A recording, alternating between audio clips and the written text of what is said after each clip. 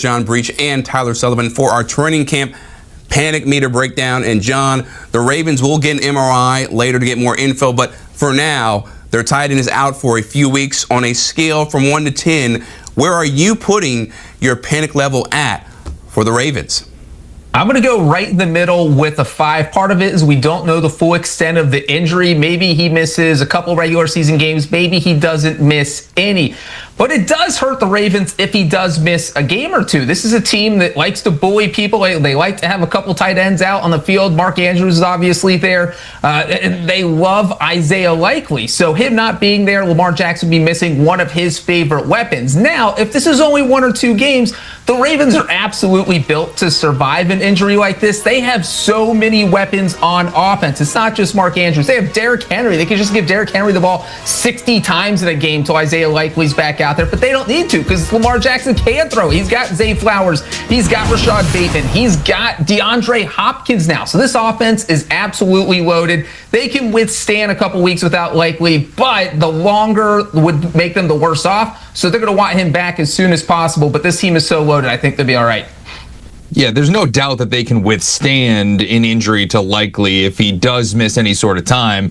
But I look at it as, what is your ceiling and how much can you raise it offensively? And so for me, I have it a little bit above Breach. I have it at a 6 because, again, we don't know the severity yet. We have to see what the MRI reveals. If it reveals nothing, all right, take it all the way down to a 0. I think it'll be totally fine. The fact that they're already saying a few weeks would indicate that they don't feel like it's super serious. But when I talk about the raised ceiling of the Baltimore Ravens offense, I think we know what Derrick Henry is going to give us. It's elite production out of the backfield. We know what Lamar Jackson is going to give us at the quarterback spot. MVP-like play at quarterback. The wide receivers have been proven. Rashad Bateman, Zay Flowers, DeAndre Hopkins certainly has an elite resume. The tight end spot, though, is still a question mark. Mark Andrews is coming off to that dreadful playoff performance. He had a real slow start to begin the year, kind of came on strong, finished with 11 touchdowns, but Isaiah Likely, to me, it feels like a when, not if, he's going to ascend as the number 1 option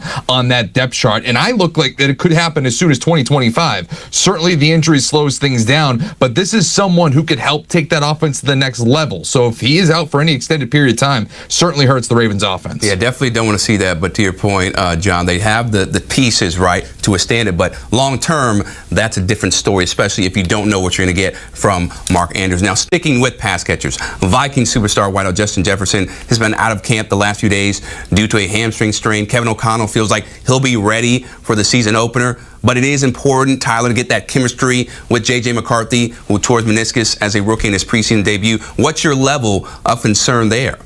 I have it as a 7 right now, but you give this a couple more days, I'll shoot this thing up to a 9 because of everything that you just said. The fact that Justin Jefferson is the focal point to this offense, arguably the number 1 wide receiver in the NFL, and they're ushering in a young quarterback. I've really lauded the Minnesota Vikings this offseason as them being the perfect roster to usher in a guy like J.J. McCarthy to be the full-time starter because of the weapons, because of the head coaching.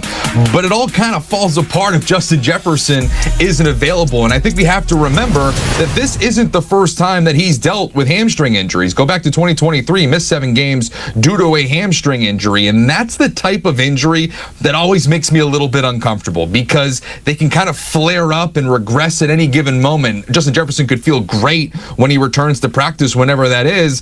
And if he runs a route a little bit too aggressively, that could really pop back up. And that's a scary thought here for the Minnesota Vikings because, again, he is the straw that stirs the drink to this offense. He is the player that all of these defenses game plan against. And if J.J. McCarthy doesn't have that, he's starting off his first year as the full-time starter on a bad note.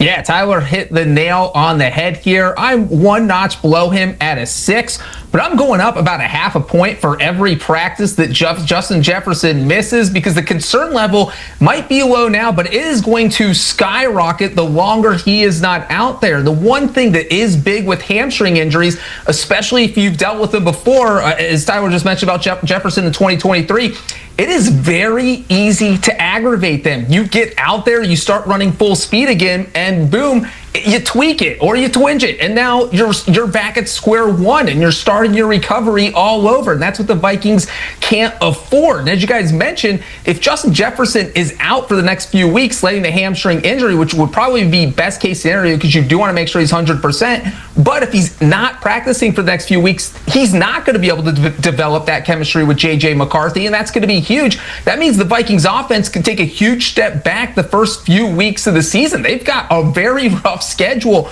the first 4 or 5 weeks, and if your offense isn't at full go, those games are going to be difficult to win. So, yeah, this is definitely kind of concerning now, but could certainly shoot up to very, very concerning in the next week or two. Yeah, especially because, as you guys pointed out, how much attention he brings on opposing defenses and the fact that, yeah, he is arguably the top receiver in the league. Now, out west for the Rams, the 17th-year pro Matthew Stafford, he's out on a week-to-week basis, according to head coach Sean McVay, due to back pain. But the ultimate goal, John, is for him to be ready for September 7th versus the Texans. Should there be a high level of concern given his age and also how delicate back issues are?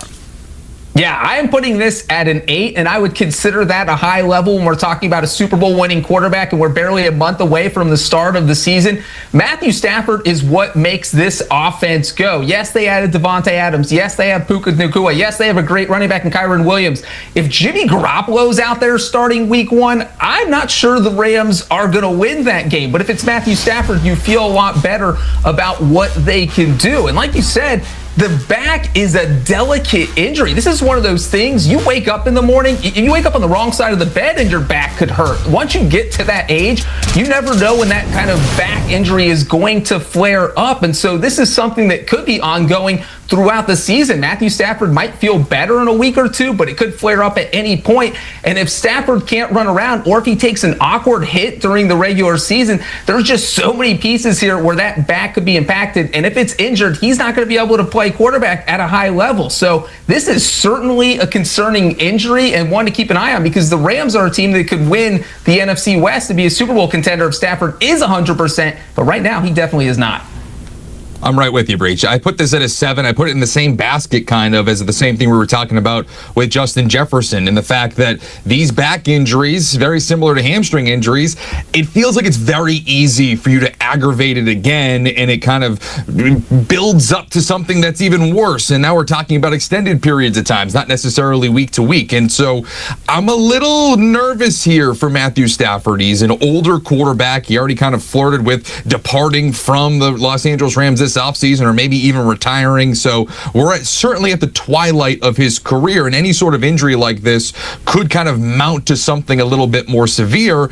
And you were referencing it, Breach, that this is a Los Angeles Rams team that I feel like everybody loves, and for good reason. They took the Super Bowl champion Philadelphia Eagles to the brink, really the only team that was competitive with them in the playoffs, and I feel like they've only gotten better this offseason, swapping in Devontae Adams for Cooper Kupp. They've obviously improved the defensive side with all those young draft picks. And if Matthew Stafford is not there, that dramatically lowers their ceiling. And as you referenced, it could be Jimmy Garoppolo. That guy isn't an Iron Man either. That dude is made of glass. He can get hurt at any given snap. So now we're talking about, what is it, Stenson Bennett, whoever's the third quarterback on that roster. So a lot of concern here for Matthew Stafford, because what it could mean as a cascading turn of events if he is not as under center for them. Yeah, I'm with y'all. Like, if Stafford is not there, you got Jimmy G, the expectations for this team go dramatically down just based on what Stafford is able to do, such one of the best QBs in the league. Now, we rounded out with the Texans running back Joe Mixon, who's expected to miss an extended period of time after that foot injury he suffered during the offseason. We know how productive he was with Houston last year. Tyler, where are you placing your panic meter for him in Texans Nation? This is a 9, because it doesn't feel like he's going to be ready for week 1. It seems like this is an injury. You know, we were talking about Justin Jefferson and Matthew Stafford, the fear of things getting re-aggravated. Well, it kind of feels like this is what's happened here with Joe Mixon and his foot injury. He dealt with it training for the offseason. Now it seems like it's getting worse, not getting better. And this is just another question mark with the Houston Texans offense. I really like, obviously, C.J. Stroud. I love their defense. I love Nico Collins. I like that they doubled down at at wide receiver at the NFL draft. Christian Kirk even, I think, is a savvy signing. But my biggest questions for this offense is the offensive line that's been completely reshaped on the left side, and now your running game. If Joe Mixon is not available to you, it looks like Nick Chubb would be the next man up, but he is someone that has dealt with injuries over the last few years of his career as well with the Cleveland Browns. So if you're telling me that you're going to get shaky offensive line play in a ground game that can't help you kind of alleviate those issues when you drop back to pass, that makes life even more difficult for a guy like C.J. Stroud, who was sacked 52 times a season ago. So I'm very concerned about Joe Mixon, who had 1,000 yards last year, double-digit touchdowns, was a Pro Bowler. If he is not out there, that could be one of those situations where the overall offense suffers because they won't be able to run the football. Yeah, I'm a 7, but Tyler might have just talked me into a 9. Tyler, did you go to medical school and not tell me? Look, this foot injury is definitely something to be concerned about. He has not been out there, is not going to be out there for a few more weeks. This could linger into the regular season. I'm at a 7, though, because it does feel like the Houston Texans are being extremely cautious here. They want this foot injury to 100% heal. They are not going to rush Joe Mixon back on the field because they know how important he is to this offense. And like Tyler said, what does this offense turn into without Mixon? Well, you look at C.J. Stroud last season. He had that sophomore slump. A big reason that happened is because he didn't have any time to throw the ball. He got sacked 52 times. That was the second most sacks that any quarterback took last season. They blew up their offensive line. They traded away Laramie Tunsil, their best tackle, got rid of Kenyon Green, and so now they've got a kind of revamped offensive line that we don't know if it's going to be able to protect C.J. Stroud. He's got young receivers, 2 rookies. Obviously, Nico Collins is still there, someone he can trust. But when you have unproven receivers and unproven offensive line, you really want to have a rushing attack that you can kind of lean on to take some pressure off the quarterback. And right now, the Texans aren't going to have that if Joe Mixon is out for any extended period of time. So this is certainly a concerning injury. I'm at a 7, but like I said, I might have to up it and meet Solly at the 9 spot. Yeah, I'm with Sully. I think it's at a 9, just based on what happened last year. Not sure what the offensive line is going to be this year, and just giving C.J. Stroud more time and less responsibility for this franchise. John Breach, Tyler Sullivan, we appreciate the time, y'all.